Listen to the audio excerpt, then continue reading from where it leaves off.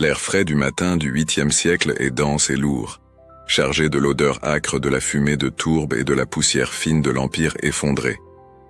C'est une époque de transition, où la lumière de la civilisation semble sur le point d'être engloutie par les ombres du désordre, mais où paradoxalement la foi rayonne avec une intensité nouvelle et féroce.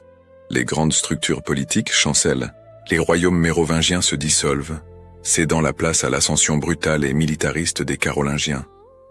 À ce carrefour historique, où les rois deviennent des saints et les moines des conseillers d'empire, apparaît un homme dont la vie sera un témoignage éloquent de la bataille entre le pouvoir temporel et la quête de la vérité éternelle.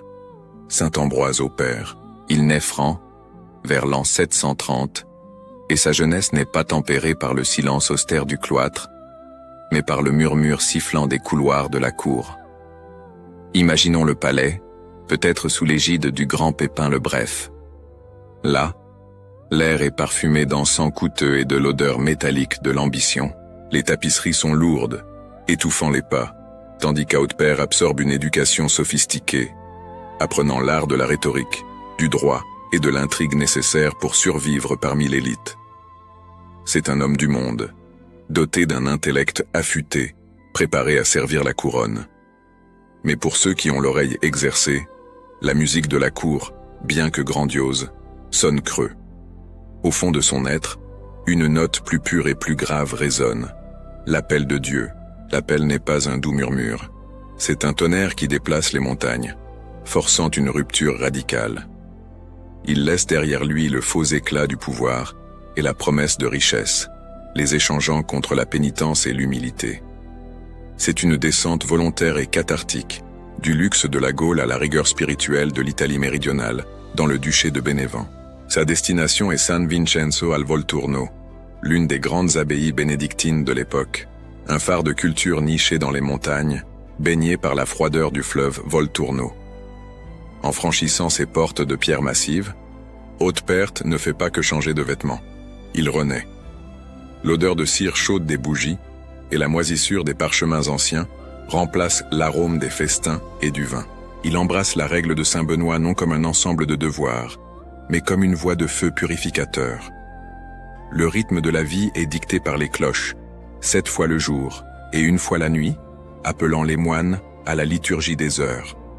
Le son du chant grégorien, répétitif et hypnotique, emplit les couloirs sombres, faisant écho à l'éternité au cœur du temps. À l'abbaye de San Vincenzo, l'ancien courtisan mérovingien se plonge dans les livres. Il devient un théologien prodigieux, dont l'érudition brille d'une lumière presque éblouissante. Mais sa vertu, ironiquement, sera sa plus grande épreuve. Le 8e siècle est un creuset d'identité. Bénévent est une terre divisée entre l'héritage lombard et la nouvelle force franque de Charlemagne. Et Hautepère, l'érudit franc, devient le catalyseur involontaire de cette tension. En 777, à la mort de l'abbé, la communauté se tourne vers Ambroise Hautepère, reconnaissant sa sainteté et sa profonde connaissance de la règle. Il est élu abbé, mais son origine étrangère et la ferveur avec laquelle il insiste sur la stricte observance monastique allument la poudre de la discorde. La communauté se fend en 2 factions violentes. Les moines lombards, qui voyaient en lui un intrus et un symbole de la domination franque, et les moines francs, ses compatriotes. Le cloître, qui devrait être un refuge de paix, devient un champ de bataille politique. Ce n'est pas la gloire qu'il recherche, mais la droiture. Son abbatiat ne dure que 2 ans, une période marquée par d'amères luttes intestines, des accusations et des trahisons chuchotées à la lueur des bougies. Il ne s'accroche pas au pouvoir temporel. Dans un acte d'humilité qui déconcerte ses ennemis, il renonce à sa charge d'abbé, préférant la paix de l'âme et la dignité de la vérité au maintien d'une autorité contestée. L'histoire de l'Église est pleine de saints qui ont accompli des miracles spectaculaires. La sainteté d'Hautepère, cependant, est forgée dans le feu de la calomnie, dans le courage d'affronter le désordre, sans se laisser contaminer par le désir de vengeance. Sa renonciation est en elle-même un miracle moral. C'est dans cet exil intérieur que son esprit atteint son apogée. Loin des conflits directs, il se tourne vers son arme la plus puissante, la plume.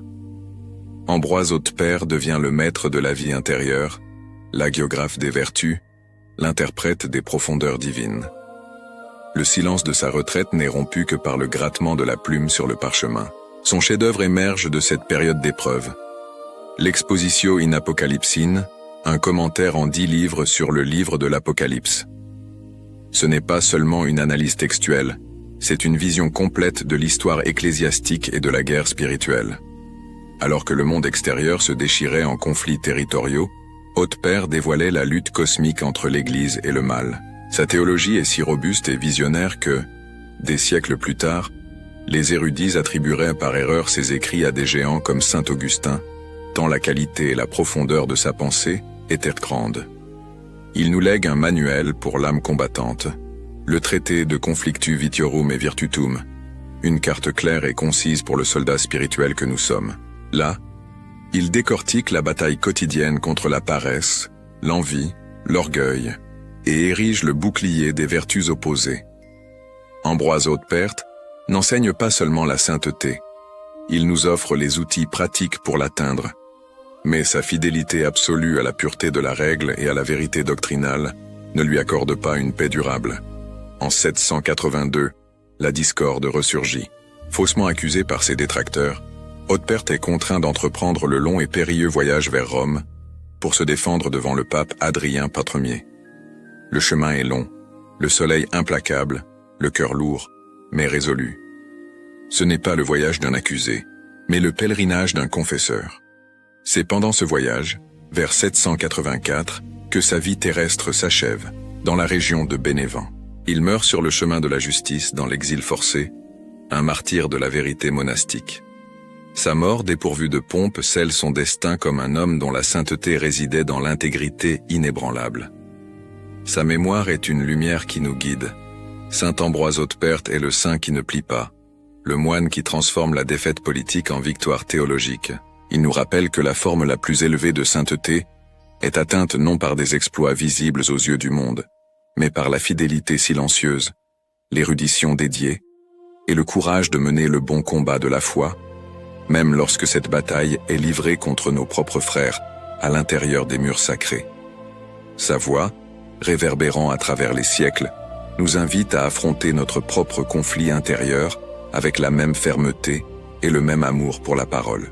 Le 8e siècle de l'ère chrétienne, un temps de profonde transition où la carte de l'Europe était encore tracée au fer et au feu, mais où l'Esprit Saint semait déjà les graines d'une nouvelle érudition. C'est dans ce scénario de pouvoir germanique et de foi naissante qu'Ambroise Hautepère fait sa première apparition. Né vers l'an 730, dans les domaines vastes et froids de ce que nous connaissons aujourd'hui comme le royaume franc, le futur hagiographe et théologien n'est pas venu au monde dans la pauvreté, mais sous le manteau lourd et honorable d'une famille de biens et d'influence, liée d'une manière ou d'une autre indissoluble au cœur battant de la cour mérovingienne.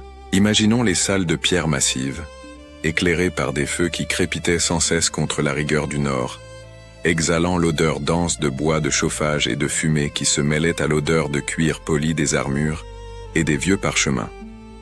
Hautepère a grandi dans cet environnement duel, une scène d'intrigue politique et d'ambition temporelle, mais aussi le lieu où l'Église, par ses évêques et ses moines voyageurs, commençait à façonner la conscience de la nouvelle noblesse. Son origine franque lui conférait un statut de privilège, une porte d'entrée vers les cercles du pouvoir, où le jeune Pépin le Bref consolidait la domination carolingienne, préparant la fondation d'un nouvel empire sacré. Nous ne connaissons pas les noms de ses parents, ni les détails intimes de son enfance, mais le résultat final de son éducation crie le témoignage d'une formation d'excellence. Ce n'était pas l'instruction rude et militaire de la plupart des jeunes francs. C'était une éducation sophistiquée, destinée à préparer un serviteur loyal et efficace de l'État. Il fut nourri non seulement de l'art de la guerre ou de la diplomatie, la rhétorique politique, mais surtout de la haute culture chrétienne. Sous la lumière vacillante des lampes à huile, dans les salles qui sentaient la cire d'abeille et l'encre de Galles, le jeune Hautepère absorbait le latin avec une fluidité impeccable, se plongeant dans les œuvres des pères de l'Église. Cette immersion précoce dans la sagesse d'Augustin, Jérôme et Grégoire le Grand serait le véritable fondement sur lequel toute son œuvre théologique prodigieuse serait construite. La graine de la foi, plantée dans la catéchèse baptismale, était arrosé quotidiennement par l'étude incessante de la vérité révélée, mêlant la rigueur logique de la cour à la ferveur spirituelle de la liturgie. Les couloirs du pouvoir, bien que remplis de promesses de richesse et de reconnaissance, se révélèrent tôt insuffisants pour l'âme qui commençait à sentir l'attraction d'un appel supérieur. Haute-Père observait, perspicace et silencieux, la vanité inhérente au service séculier, l'éclat de l'or et la pompe des vêtements, le bruit assourdissant des sabots de chevaux lors des voyages royaux, le chuchotement constant des machinations humaines, tout cela, bien que glamour, ne possédait pas la densité de l'éternel. Son intellect affûté, habitué à déchiffrer la complexité des codes légaux et des stratégies politiques, commença à appliquer cette même acuité au mystère du salut. C'est le moment critique, les premiers signes que la grâce sanctifiante préparait le terrain. À un certain moment de sa jeunesse, entre la responsabilité à la cour et l'étude solitaire, Haute-Père sentit la piqûre indéfectible de la vocation. Ce ne fut pas un appel à une vie de simple dévotion pieuse, mais à un don de soi radical, qui exigeait le sacrifice du confort et du statut. Le monde franc, bien que catholique, était bruyant, militarisé et profondément lié au prestige social. La conversion d'Haute-Père ne fut donc pas un simple changement de carrière, mais une rupture dramatique avec les attentes de sa famille et de sa classe sociale. Il échangeait la promesse d'une vie de pouvoir dans le Nord contre l'incertitude et l'humilité dans le Sud, une terre de solitude et de contemplation monastique. Qu'est-ce qui l'a poussé? Qu'est-ce qui a fait que le courtisan prometteur tourne le dos à l'influence immédiate et cherche le silence? La réponse réside, probablement, dans la découverte de la beauté indicible de la vie monastique, telle qu'idéalisée dans la règle de saint Benoît. Le service à un roi temporel aussi glorieux fut-il, pâlissait devant la possibilité de devenir un soldat du Christ, combattant non avec l'épée de fer, mais avec la parole de Dieu. Cette graine de foi, autrefois simple, devoir de noblesse, germa en une soif insatiable de Dieu.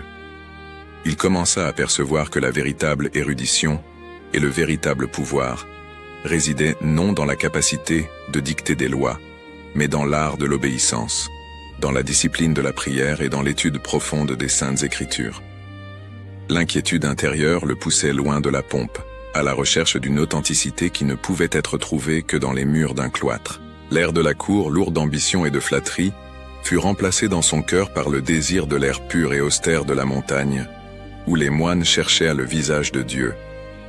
La décision d'abandonner la cour, peut-être sous Pépin le Bref, et de se diriger vers le sud de l'Italie, pour entrer à l'abbaye de San Vincenzo al Volturno, fut le premier grand acte de foi et d'humilité de saint Ambroise Haute-Père. Il échangeait le destin manifeste d'un noble franc contre le destin incertain d'un pèlerin, déterminé à transformer la connaissance séculière qu'il avait acquise à Bénévent, dans le duché lombard, en un outil pour la gloire de Dieu et le service de l'Église. Ce voyage, physique et spirituel, du froid nord de la Franconie à la chaleur contemplative de la Campanie, n'était pas la fuite d'un raté, mais la migration courageuse d'un homme, dont la foi précoce lui enseigna que le plus grand trésor n'était pas dans les chambres des rois, mais dans la pauvreté volontaire et la sagesse du cloître. La prochaine étape serait le baptême définitif dans le feu de la vie monastique. Le 8e siècle de notre ère n'était pas un temps pour les âmes faibles, c'était le creuset de l'Europe, une période de fer et de feu, où les empires s'écroulaient et de nouvelles structures de pouvoir émergeaient du chaos avec la lenteur inexorable de la géologie. L'air lourd du matin dans les cités franques respirait l'odeur de bois mouillé, de suie de cheminée et l'odeur métallique de l'ambition. Une odeur que saint Ambroise Haute-Père, dès son plus jeune âge, connut intimement. Il était avant tout un fils de l'aristocratie franque, né vers 730, à une époque où la loyauté était un bien plus volatile que l'or, et où le pouvoir séculier semblait être la seule divinité palpable. Notre voyage commence non dans le silence contemplatif du cloître, mais dans les salles opulentes mais froides de la cour mérovingienne. Ambroise Haute-Père, âme perspicace et intelligence rapide, fut éduqué pour le service du royaume. Sa destinée initiale n'était pas la Bible, mais les livres de droit, la rhétorique complexe des négociations politiques et l'administration astucieuse de vastes domaines. Nous devons imaginer le jeune Haute-Père se déplaçant entre de riches tapisseries et le marbre glacé, absorbant l'art de la diplomatie et le jeu dangereux de l'influence. Ce n'était pas le temps des rois indolents. Sur la scène politique, se déroulait l'ascension de Pépin le Bref. Haute-Père servit la cour royale, peut-être directement sous l'égide de ce puissant maire du palais qui, avec la bénédiction de l'Église, était sur le point de déposer la dynastie mérovingienne moribonde et de fonder la lignée carolingienne. Le jeune Haute-Père fut témoin de l'histoire en train de se forger. Il voyait l'onction sacrée utilisée pour légitimer la force brute et la couronne transférée du sang épuisé à la main forte et efficace. Cette expérience séculière, dans les couloirs où le tintement lointain du fer à cheval se mêlait au murmure de trahison, lui forgea une éducation d'une excellence incomparable. Il n'apprit pas seulement à lire les textes classiques et l'écriture sainte, mais il apprit à lire l'âme humaine, avec ses faiblesses, ses vertus et sa soif éternelle de pouvoir. Le contexte géopolitique est la clé pour comprendre la crise qui allait définir sa vie. La carte de l'Italie au 8e siècle était une mosaïque fragmentée. Au nord, les Francs se consolidaient, appuyés par la papauté, visant l'hégémonie sur toute la chrétienté occidentale. Au sud persistait le puissant duché de Bénévent, le dernier bastion de résistance lombarde. L'identité franque d'Haute-Père, forgée à l'école du pouvoir du Nord, serait son plus grand atout et, ironiquement, son plus grand fardeau lorsqu'il déplacerait son centre de gravité vers le sud.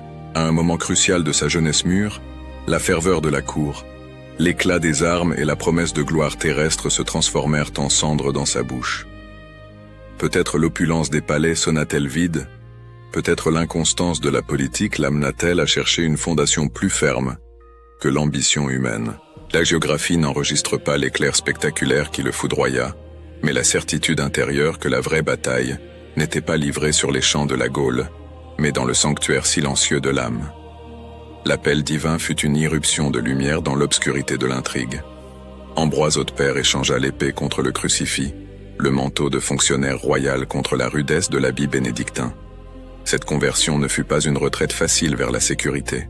Ce fut une traversée radicale, un pèlerinage du centre de l'autorité franque vers la périphérie culturelle et politique.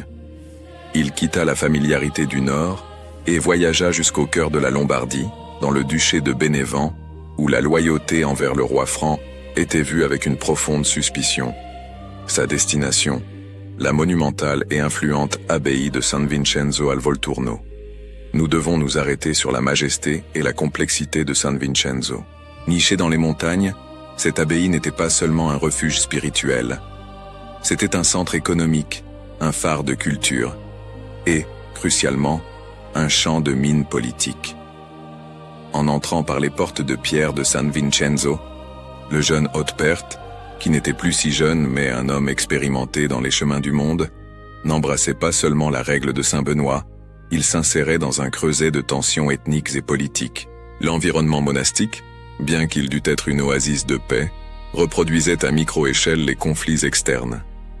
Il y avait des moines de sang lombard, dont les familles dominaient la région, et il y avait des moines d'origine franque, peut-être exilés ou envoyés d'Outre-Alpes, qui voyaient dans l'ascension de Pépin et plus tard de Charlemagne l'espoir d'un nouvel ordre. Ambroise Haute-Père, avec sa formation de cour, son érudition supérieure et son identité incontestable, devint immédiatement une figure de proue et un foyer de ressentiment.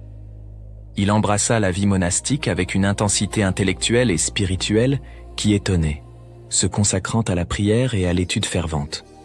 Il ne chercha pas le pouvoir temporel dans sa conversion, mais la sanctification par l'observance rigoureuse. Cependant, son origine, le poids de son passé franc et la qualité incontestable de son esprit le marqueraient comme un étranger. Un corps étranger qui, pour les Lombards de l'abbaye, représentait la menace croissante de l'hégémonie carolingienne.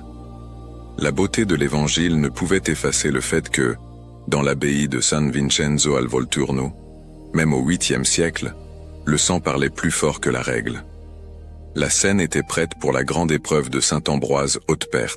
Il avait fui les couloirs du pouvoir royal, mais le pouvoir et ses divisions le suivraient, l'atteignant même dans le silence du cloître, transformant la paix promise en un champ de bataille spirituel. Sa jeunesse passée au milieu de la splendeur et de l'intrigue du royaume franc serait la préparation exacte pour la lutte pour la vérité qui définirait le reste de sa vie, non contre les rois et les armées, mais contre les vices internes, et la discorde externe qui menaçait le cœur de l'Église. L'âme de saint Ambroise Hautepère, un nom qui résonne avec la force silencieuse de la vérité, se forgea dans le ventre agité du 8e siècle, une époque où la foi et l'épée traçaient les limites d'une nouvelle carte européenne. Pour comprendre le moine, le théologien et le saint, nous devons d'abord trouver l'homme à son point de départ, non dans la paix du cloître, mais à l'épicentre du pouvoir séculier. Hautepère était franc de naissance, et son sang le destinait non à la quiétude de la prière, mais au service de la haute cour mérovingienne, la scène où l'histoire de la Gaule se réécrivait sous l'égide des Carolingiens ascendants. Imaginons les grandes salles de bois lourd, où l'air dense de l'odeur de fumée de cheminée, de cuir et d'ambition non dite, était coupé par le tintement constant des coupes et le bruit feutré des négociations politiques. Le jeune Hautepère était un homme de cour, doué d'une intelligence aiguë et d'une éducation formelle que seuls les plus privilégiés pouvaient afficher. Il servait très probablement, sous l'autorité imposante de Pépin le Bref, le roi qui, avec vision et ferveur implacables, était en train de consolider la dynastie. Hautepère voyait de près l'architecture du pouvoir temporel, la danse méticuleuse de la loyauté, la froideur des calculs dynastiques et la gloire fugace de la victoire. Les couloirs qu'il parcourait étaient éclairés par des torches dont les flammes vacillantes projetaient des ombres longues et trompeuses, reflétant la nature de l'autorité même qu'il servait. Il connaissait la séduction de la vie mondaine.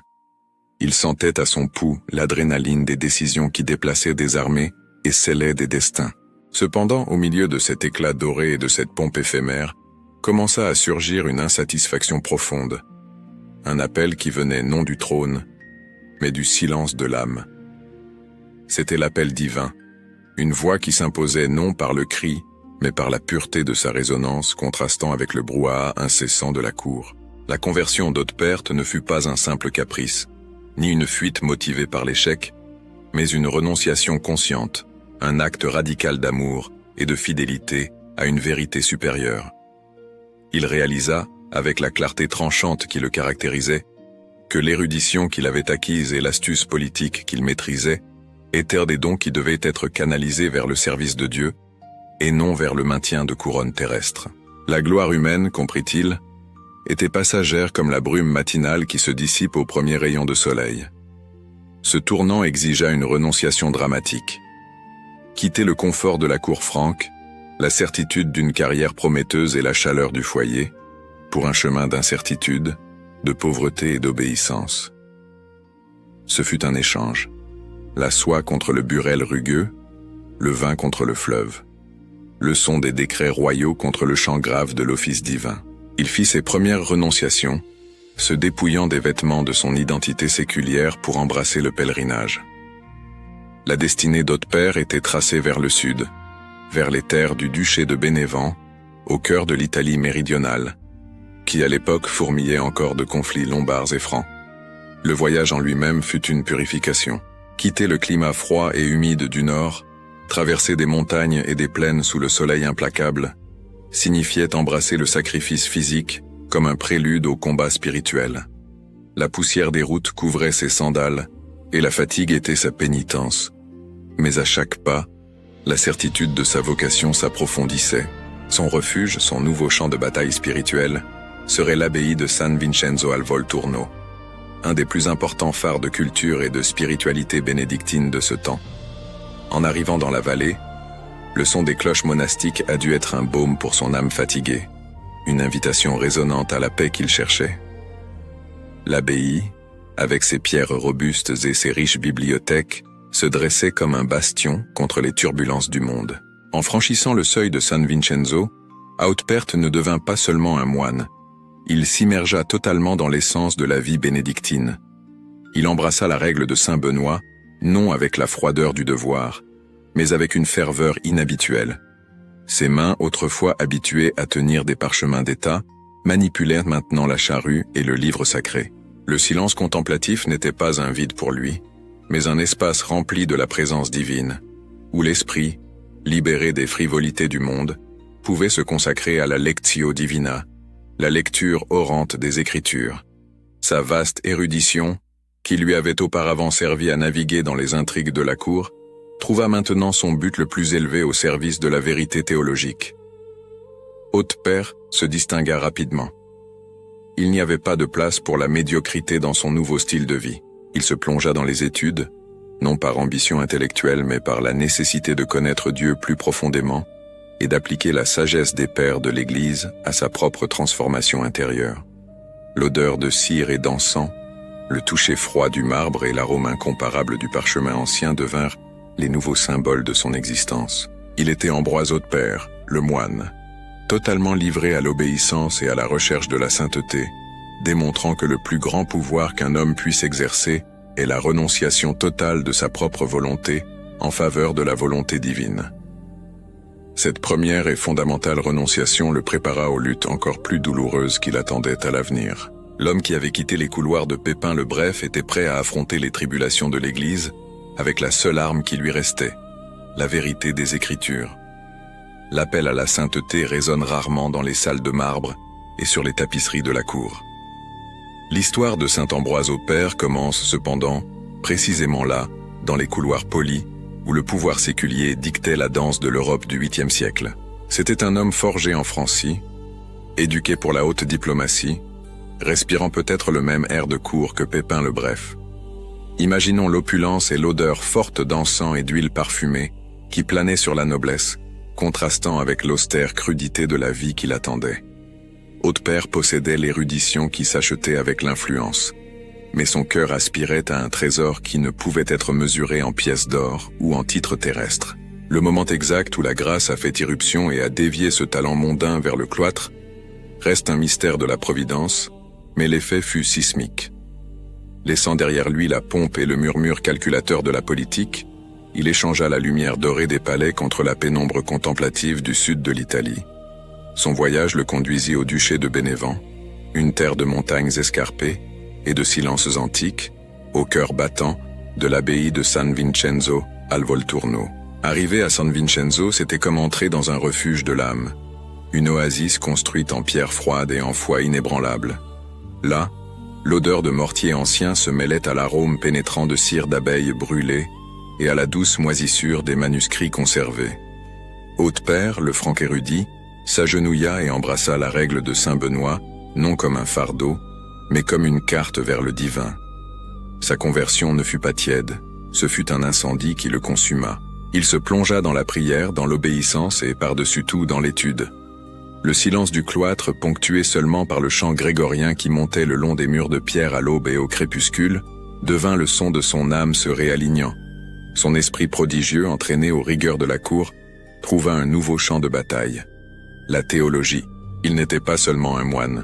C'était un intellectuel de rare calibre, capable de pénétrer les profondeurs des Écritures comme peu avant lui. Sa ferveur et sa capacité à éclairer les textes sacrés le distinguèrent rapidement, un phare brillant qui, inévitablement, attira non seulement l'admiration, mais aussi l'ombre de l'envie et de la peur. L'année 777 marqua le début de sa mission formelle, et paradoxalement, le début de sa plus douloureuse épreuve. À la mort de l'abbé, la communauté de San Vincenzo, reconnaissant la sainteté et l'aptitude d'Haute-Père, l'élut pour diriger. Le manteau d'abbé, qui devait être un symbole d'union spirituelle, devint, entre ses mains, un drapeau de discorde. Le problème n'était pas sa piété, c'était son ascendance. L'abbaye de San Vincenzo, bien que sous la règle bénédictine, était un microcosme des tensions géopolitiques qui agitaient la péninsule italique. L'élection d'un franc, même un homme de Dieu, fut perçue par de nombreux moines lombards comme une imposition culturelle et politique. Le ressentiment, qui n'était auparavant qu'un murmure discret aux tables du réfectoire, se transforma en une clameur audible, fendant la communauté en deux. L'idéal de paix bénédictine fut remplacé par le bruit sec du conflit tribal. Imaginons la scène. L'abbé nouvellement élu, entouré de livres et de l'odeur de parchemin ancien, tente d'imposer l'observance rigoureuse de la règle, mais est reçu par des regards froids et une résistance passive. Son leadership, de nature spirituelle, fut immédiatement politisé.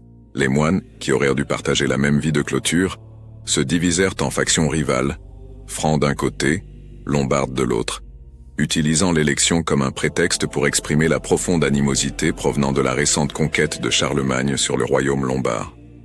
Hautepère découvrit rapidement que le chemin de la sainteté monastique était pavé non seulement de jeûnes et de prières, mais de la lutte ingrate contre la mesquinerie humaine et l'intrigue. Il tenta de gouverner avec droiture, privilégiant l'obéissance à la règle sur l'opportunité politique. Il ne luttait pas pour le pouvoir, il luttait pour l'âme de son abbaye, pour l'intégrité de l'idéal bénédictin qu'il avait embrassé avec tant de ferveur. Mais la pression était incessante. Le poids de son origine étrangère, l'entêtement des cœurs divisés et le jeu d'influences externes sur l'abbaye minèrent son bref règne. Pendant 2 années courtes et tumultueuses, il maintint la crosse abbatiale, sentant la division corroder l'unité qu'il chérissait tant. Le choix qui se présenta à lui fut poignant. Soit maintenir sa charge par la force, utilisant peut-être son influence politique franque, soit céder pour le bien de la paix et de la charité monastique. Et c'est ici que l'hagiographe trouve la première et profonde marque de sa sainteté. Ambroise Hautepère démontra que la vraie force d'un homme de Dieu ne réside pas dans la capacité à s'accrocher au pouvoir, mais dans l'humilité d'y renoncer. Il céda volontairement sa charge. Il n'y eut ni cri de victoire de sa part, ni larmes d'apitoiement, seulement la fermeté de celui qui comprend que l'obéissance à la paix est plus importante que l'autorité formelle. Il préféra être un simple moine dans le silence du cloître, concentré sur la vérité divine, qu'un abbé au milieu du bruit de la discorde. Sa renonciation fut un acte de foi plus éloquent et durable que toute proclamation de pouvoir. Cette tempête initiale, dans laquelle il perdit sa charge mais sauva son âme, ne l'abattit pas. Au contraire, elle le propulsa vers la véritable mission que la Providence lui avait réservée, la mission d'écrivain et de théologien. Dans le silence forcé après l'abdication, Hautepère canalisa sa passion et son érudition non vers la politique monastique, mais vers les vérités éternelles. La douleur de la division et l'injustice ressentie se transformèrent en carburant pour la plume. L'odeur d'encens et de poudre d'autel fut remplacée par l'odeur d'encre et la sensation rugueuse du roseau au bout des doigts, tandis qu'il se consacrait à tracer les lignes monumentales de son chef-d'œuvre. La splendeur de l'érudition de saint Ambroise Hautepère, la lumière claire qui émanait de ses pages exégétiques, fut paradoxalement la mèche qui alluma le brasier de sa plus terrible épreuve. La sainteté sur terre est rarement un chemin fleuri. Pour Hautepère, le chemin se transforma en une sentinelle d'épines, où le cloître, son refuge promis, se convertit en une arène de guerre politique et spirituelle. Il ne lui fut pas donné la gloire du martyr ensanglanté, mais la lente, corrosive, et peut-être plus douloureuse, nuit obscure de l'âme, forgée dans l'ingratitude et la discorde monastique. L'abbaye de San Vincenzo al Volturno, épicentre de sa vocation, était aussi un miroir des tensions géopolitiques qui déchiraient l'Italie du 8e siècle, lorsque le poids du leadership tomba sur ses épaules avec l'élection abbatiale de 777, l'air que respirait Ambroise n'avait plus l'odeur propre de l'encens et de la cire fondue. Il était chargé de la puanteur amère de la rivalité, du murmure rampant de la discorde. Les moines, divisés par la loyauté nationale, les Francs, les Siens et les Lombards, la faction dominante dans le duché de Bénévent, ne voyaient pas dans le nouvel abbé un pasteur, mais un représentant de forces externes, un étranger dont l'excellence leur était insupportable. Hautepère, l'homme qui dédiait sa vie à dévoiler les mystères de l'Apocalypse, se vit soudainement empêtré dans les mystères beaucoup moins sublimes de l'intrigue humaine. Les couloirs de pierre où jadis n'échoient que les pas silencieux de la méditation et les sons rythmiques des cantiques grégoriens se remplissaient maintenant du bruit sec, des portes claquées et des voix élevées en accusation. Il ne cherchait pas le pouvoir, mais l'observance stricte de la règle. Et c'était exactement cette fidélité inébranlable qui offensait ceux qui s'étaient habitués au confort de la négligence. La règle de Saint Benoît, qu'il embrassa avec une ferveur totale, devint le drapeau sous lequel il fut attaqué. Son abbatiat ne dura que 2 ans, un purgatoire bref et douloureux. La pression, orchestrée par ceux qui voyaient dans le moine franc un obstacle à leur ambition séculière, devint insoutenable. Et ici réside l'un des plus grands témoignages de sa sainteté. Hautepère ne se battit pas pour la chaire d'abbé, ni ne s'accrocha à la crosse de commandement. Il céda, choisit l'humilité, préférant le silence de la cellule aux cris de l'Assemblée. Ce ne fut pas un acte de faiblesse politique, mais un triomphe monumental de la vertu sur la vanité. Il se dépouilla de l'autorité terrestre pour préserver l'autorité morale de son âme. Sa résignation, en 779, fut un acte prophétique, démontrant que le vrai pouvoir d'un homme de Dieu réside dans sa capacité d'abdiquer. Mais l'exil du leadership ne lui apporta pas la paix de l'anonymat. Sa présence, son savoir, son exemple silencieux continuaient d'être une censure vivante pour ses détracteurs. L'hostilité latente éclata à nouveau. En 782, les accusations revinrent, cette fois plus graves et plus personnelles. Des détails mesquins, des distorsions de faits et peut-être de purs mensonges furent tissés dans une toile pour le piéger. L'intégrité d'Audepère était en jeu, et pour un homme dont la vie était l'étude de la vérité, il n'y avait pas de plus grand tourment. La scène était prête pour sa grande épreuve finale. Il fut contraint d'entreprendre un long et pénible voyage vers Rome, le centre de l'autorité ecclésiastique, pour se défendre personnellement devant le pape Adrien Ier. Pensons à ce voyage. Ce n'était pas un pèlerinage de dévotion, mais une marche forcée de défense, le chemin d'un accusé. Il quitta le refuge, échangeant l'odeur d'encens contre la poussière des routes et l'air froid des Apennins. La lumière douce de la bibliothèque de l'abbaye céda la place au soleil implacable de la route, ou à l'obscurité intimidante des nuits passées dans des auberges rudimentaires. Les moines qui l'accompagnaient, peut-être un groupe petit et méfiant, représentaient le dernier lien avec un foyer qu'il avait répudié. À chaque pas, Ambroise portait non seulement le poids physique du voyage, mais le fardeau spirituel de la calomnie. Lui qui avait écrit sur le conflit des vices et des vertus, vivait maintenant la bataille dans son sens le plus littéral, sentant dans sa chair l'aiguillon de l'injustice. Son âme, habituée à la contemplation de la gloire céleste, plongeait maintenant dans l'aridité. Telle est l'essence de la nuit obscure. La sensation d'abandon, l'écrasement de l'esprit par ceux qui auraient dû être des frères, le questionnement de sa propre mission, tandis que l'on marche à la recherche d'une justice qui semble inatteignable. Ce fut pendant ce voyage vers 784 que le chemin terrestre de Saint-Ambroise Hautepère se termina, non à Rome devant le trône papal, mais dans la région de Bénévent. Sa mort survint loin des murs sacrés qu'il avait tant aimés, dans des circonstances que l'hagiographie suggère avoir été marquées par la difficulté, un dernier acte de souffrance physique et spirituelle.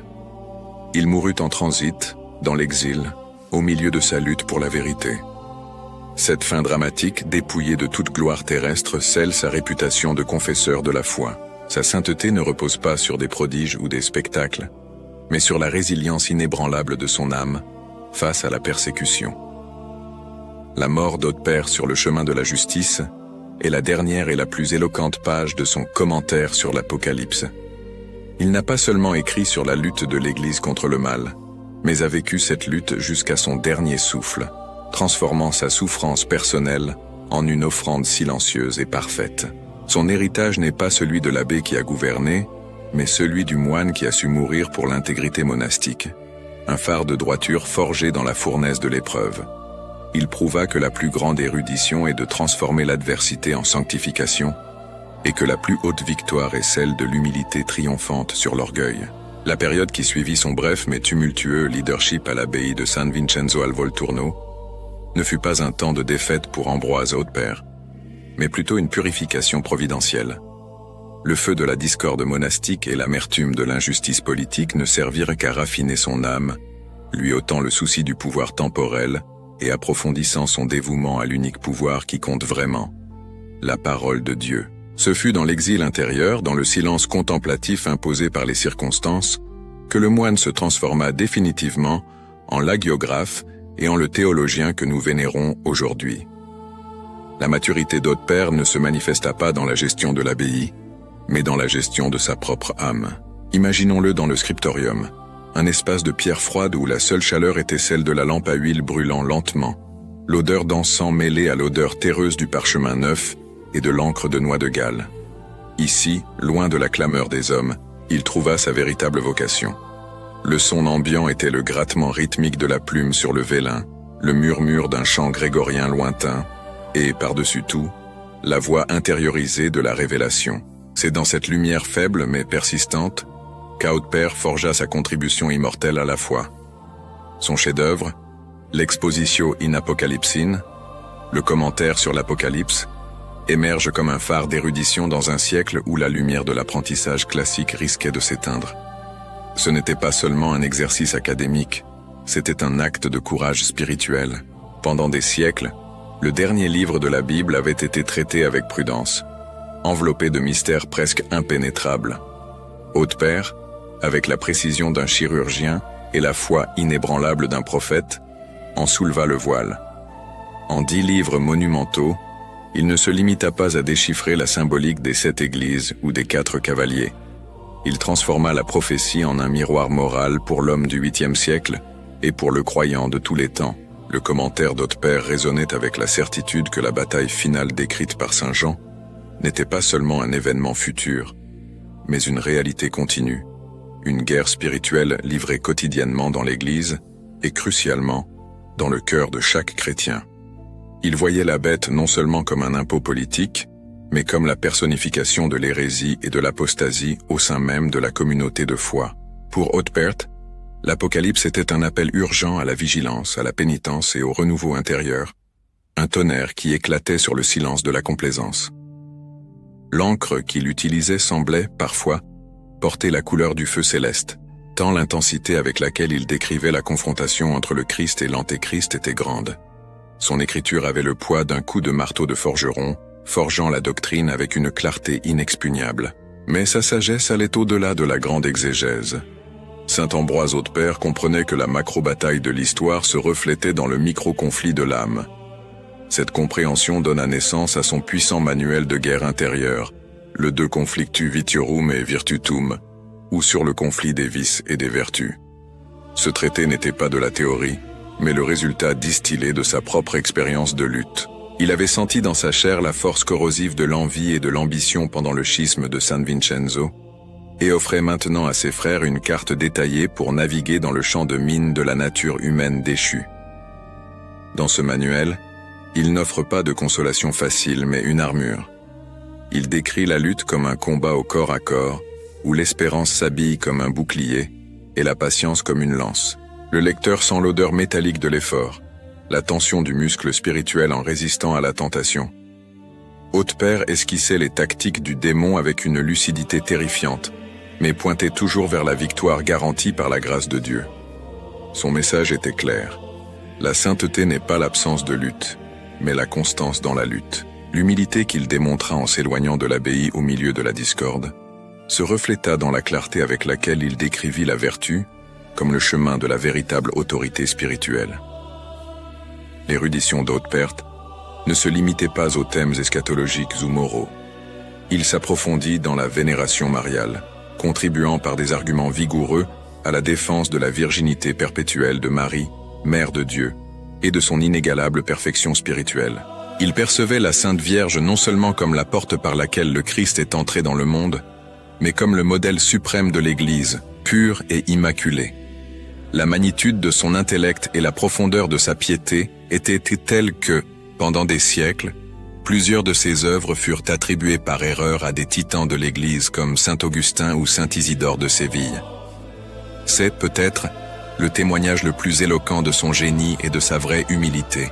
Il ne cherchait pas la gloire du nom, mais la gloire de la vérité. Le fait que ses écrits aient pu se mêler, sans démériter, au canon des plus grands docteurs de l'Église, démontre que sa voix était la voix de l'orthodoxie la plus pure, un écho de la tradition la plus profonde. La plus haute forme de sainteté réside dans la fidélité à la vérité et le courage intellectuel. Son héritage brille de la lumière austère, mais éternelle, de la parole. Il y a des âmes dont la sainteté n'est pas proclamée par le fracas des montagnes divisées, ou la guérison soudaine de plaies visibles, mais par la fermeté inébranlable de l'intellect et la pureté d'une volonté rendue. Dans le cas de saint Ambroise Hautepère, la vie elle-même fut un miracle de discipline, et ces moments décisifs constituèrent des prodiges d'une magnitude rarement égalée dans les annales monastiques. Le public cherche le spectaculaire, mais l'Église vénère la vérité de l'esprit, et c'est dans cette chambre secrète que nous trouvons le feu inextinguible d'Hautepère. Le premier prodige qui rompt avec la toile du monde séculier est sa conversion. Pensons à l'environnement de la cour franque, l'odeur de vin fort et d'épices chères, le bruit métallique des armes, la lumière rude réfléchie sur l'or de l'ambition. Hautpère, un homme d'intelligence aiguisée, naviguait dans ces couloirs de pouvoir, connaissant la séduction des honneurs terrestres.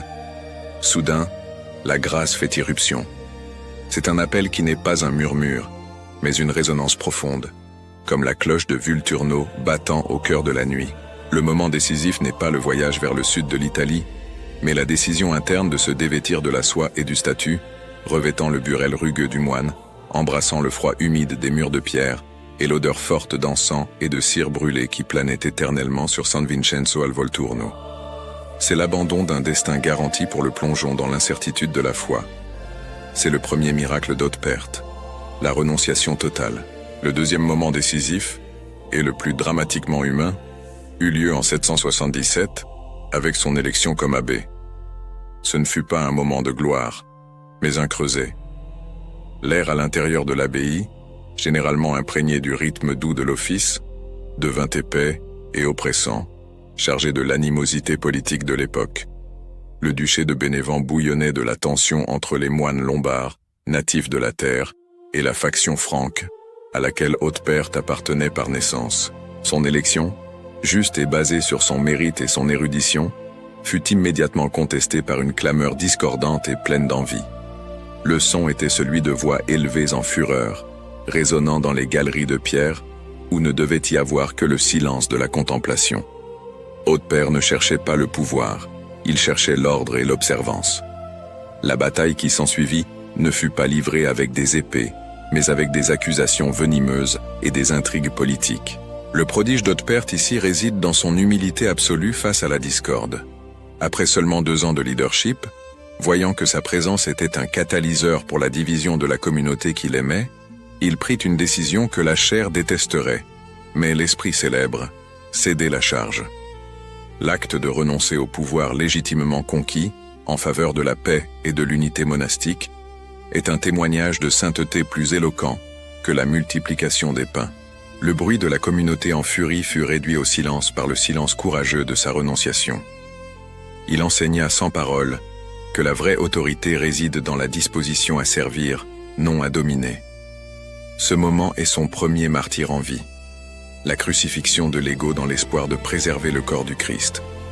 Mais le miracle de saint Ambroise Hautpert, qui résonna le plus fort et le plus longtemps, fut le miracle de l'esprit, l'œuvre d'érudition divine. Son étude de la parole de Dieu fut un prodige d'effort et d'illumination. Imaginons Hautpert reclus dans sa cellule, la seule source de lumière tremblant sur les parchemins très chers, l'air froid de la nuit entrant par la fenêtre, apportant avec lui l'odeur de la terre humide du sud de l'Italie. Il passait des nuits entières immergé dans le livre de la Révélation. Le son dominant là n'était pas celui de la cloche, mais le grattement lent et méthodique de son stylet sur le vélin, forgeant son chef-d'œuvre, le commentaire sur l'Apocalypse. Cette œuvre, la première grande exégèse complète de l'Apocalypse en siècle, est un monument de clairvoyance. Ce n'est pas seulement de la théologie, c'est une carte de l'âme, un guide de guerre spirituelle. Le prodige est qu'au milieu du chaos politique et de la lutte monastique, Hautpert parvint à atteindre de telles hauteurs intellectuelles. Il transforma la tribulation de sa vie en encre prophétique, démontrant que l'esprit discipliné, lorsqu'il est mis au service de Dieu, peut produire une lumière plus durable que toute apparition fugace. Il révéla le combat invisible entre les vertus et les vices, rendant le conflit spirituel aussi réel et tangible que la pierre froide sous les pieds. Le moment décisif final, qui scella sa sainteté, fut l'épilogue tragique de sa vie. En 782, le conflit dans l'abbaye se ralluma. Hautpert fut faussement accusé et contraint d'entreprendre un long et pénible voyage vers Rome, l'épicentre du monde catholique, pour se défendre devant le pape Adrien Ier. La route est la scène de son dernier sacrifice. Il n'y a pas la gloire du martyr public, mais la lente agonie du confesseur exilé. Nous sentons la chaleur du soleil frappant le sol poussiéreux, l'odeur de sueur et de fatigue, le poids de l'injustice dans l'âme.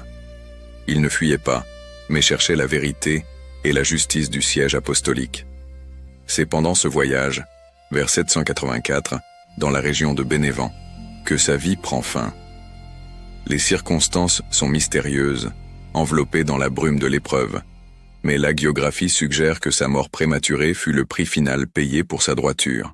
La mort loin du confort de son cloître, sur le chemin de la défense de la foi et de la vérité monastique, est son miracle suprême. Haute-Père n'a pas opéré de miracle dans la vie, mais il est lui-même devenu un miracle de fermeté. Il prouva que la vraie sainteté ne réside pas dans l'absence de conflit, mais dans la manière dont nous embrassons la lutte. Son héritage est que le combat spirituel, mené avec humilité, érudition et courage, est le plus grand des prodiges, un phare pérenne qui illumine le chemin de l'Église à travers les temps difficiles. La solitude forcée et l'imminence de la mort. Saint Ambroise Haute-Père n'y trouva pas le désespoir, mais la paix profonde réservée à ceux qui aiment la vérité. Sa défense devant le pape Adrien Ier n'aurait pas lieu. Il serait justifié par un tribunal plus élevé. Sa mort, dans l'exil forcé et la recherche de la droiture, était en soi un acte de martyr blanc, un témoignage de foi inébranlable. La mort de Haute-Père sur la route, loin de chez lui, est la preuve finale que le véritable honneur réside dans l'obéissance à Dieu, au-dessus de tous les honneurs terrestres. Oraison. Ô Saint Ambroise Haute-Père, luminaire de la Sainte Église et abbé zélé, maître de la vie monastique et prédicateur intrépide de la parole, vous qui dans l'obscurité du 8e siècle, vous êtes consacré à la contemplation et à l'étude, cherchant la face de Dieu avec une ferveur infatigable, Père spirituel d'une érudition profonde et d'une humilité sincère, vous qui avez su tisser la doctrine des pères avec la pureté de votre âme, et dont le nom résonne dans l'histoire comme défenseur de la vérité et héros de la grâce, inclinez vos oreilles aux suppliques de ce serviteur qui aujourd'hui s'adresse à votre illustre intercession. Accordez-moi par votre mérite la clarté de pensée pour discerner le chemin droit, la force d'âme pour persévérer dans les épreuves, et la flamme vive de l'Esprit Saint pour aimer Dieu par-dessus toute chose, et mon prochain comme moi-même. Intercédez pour moi auprès du trône de la Sainte Vierge et de notre Seigneur Jésus-Christ, afin que je puisse, à l'exemple de votre vie, combattre le bon combat de la foi, et garder le dépôt de la saine doctrine. Protégez-moi des pièges de l'erreur et des séductions du monde, et guidez mes pas afin que je puisse atteindre la patrie céleste, où la vérité est pleinement révélée, et la paix est éternelle. Par votre sainteté et sagesse, priez pour nous. Amen. Ma prière. Ô Seigneur notre Dieu, avec une profonde gratitude, nous élevons nos cœurs pour te remercier du don de la vie et du privilège de transmettre ton amour à travers les histoires qui nous inspirent et nous transforment. Nous te remercions, Père, de nous accorder la force, la sagesse et le courage de partager les enseignements de ton évangile par ce canal qui a été un phare d'espérance et de lumière au milieu des adversités du monde. Seigneur, nous reconnaissons que chaque vie est un don précieux, et nous sommes reconnaissants pour chaque instant qui nous est accordé pour témoigner et propager ta parole. Que chaque histoire racontée, chaque message de foi et chaque enseignement divin atteignent les cœurs assoiffés d'amour, de vérité et de réconciliation. Nous te remercions pour l'inspiration qui nous guide, pour les bénédictions qui se multiplient et pour l'opportunité de contribuer à la diffusion du christianisme, portant la lumière de ton amour à ceux qui cherchent direction et consolation. Que par ces récits, nous puissions toucher des vies, renforcer la foi et créer une communauté unie dans la recherche de la paix et de la vérité que toi seul peux offrir. Que ta grâce continue de nous illuminer et que nous puissions être les instruments de ta miséricorde et de ta compassion, reflétant la beauté de ton amour dans chaque parole et chaque geste. Au nom de Jésus notre Sauveur, nous te remercions de nous permettre de participer à cette mission sacrée. Amen. En contemplant la vie de Saint Ambroise Haute-Père, on ne trouve ni l'éclat de miracles spectaculaires, ni des gestes d'héroïsme physique sur des champs de bataille.